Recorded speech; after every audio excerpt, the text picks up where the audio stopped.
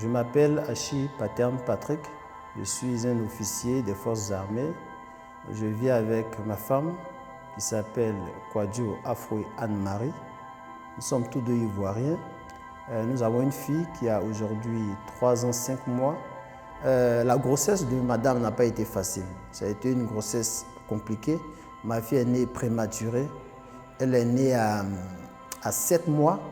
Elle est née à 7 mois, oui, à 7 mois. Du coup, elle n'a pas fait son premier cri. Dès qu'elle est sortie du ventre de sa mère, c'est 5 minutes après qu'elle a fait son premier cri. Elle est restée en couveuse à l'hôpital pendant près d'1 mois.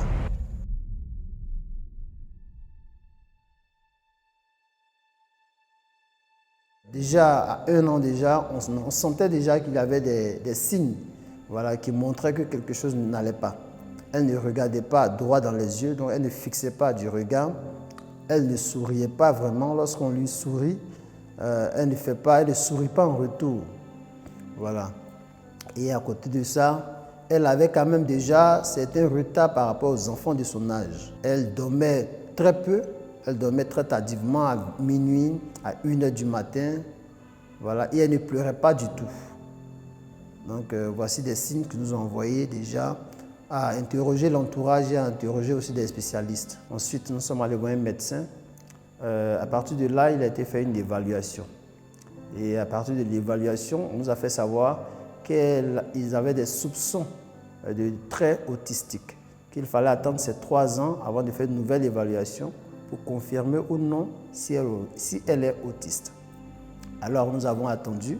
Bon, bien avant ça, nous l'avons fait suivre par une éducatrice spécialisée qui l'a suivie pendant 1 an. Elle venait 3 fois la semaine travailler avec notre fille pendant 1 an. Et à ces 3 ans, on a finalement fait une deuxième évaluation qui a prouvé, sinon qui a testé qu'effectivement, elle souffre plutôt du trouble du spectre autistique.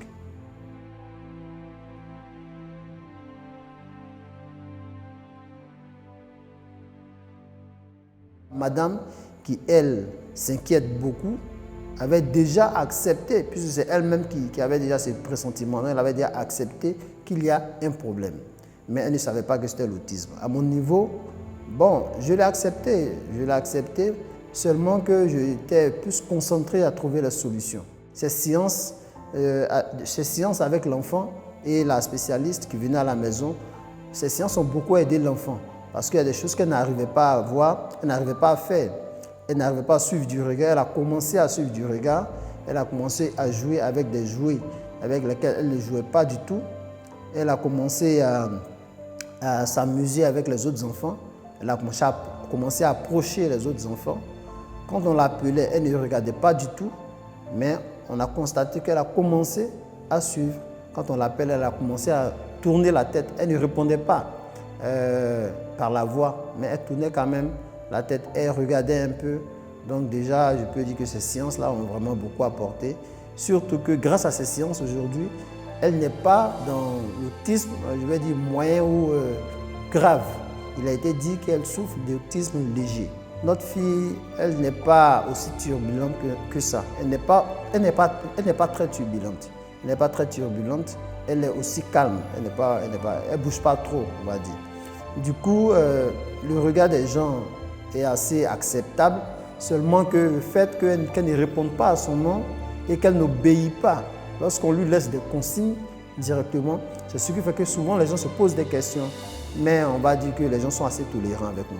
Mais au niveau de la grande famille, j'allais même dire que ça fait plus mal à mes parents, à moi, qui voient leur petite fille souffrir d'autisme, mais je vais dire que l'entourage a accepté, ma famille a accepté.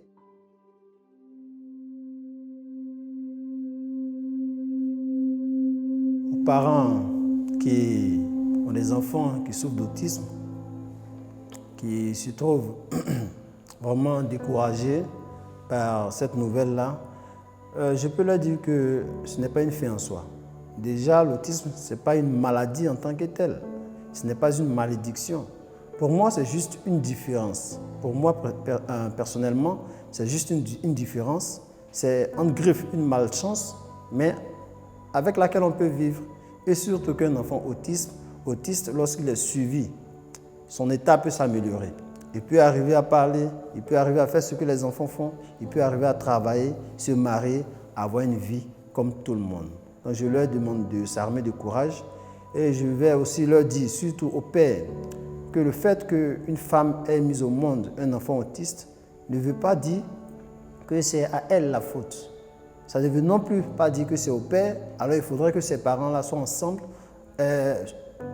unissent leurs efforts, travaillent ensemble afin que cet être-là qu'ils ont ils ont mis au monde, on va dire, puisse avoir une vie meilleure. Ça ne sert à rien d'abandonner la mère, ce n'est pas sa faute. Et en le faisant, en réalité, on ne fait pas du mal à la mère, on fait du mal à son sang, on fait du mal à son enfant.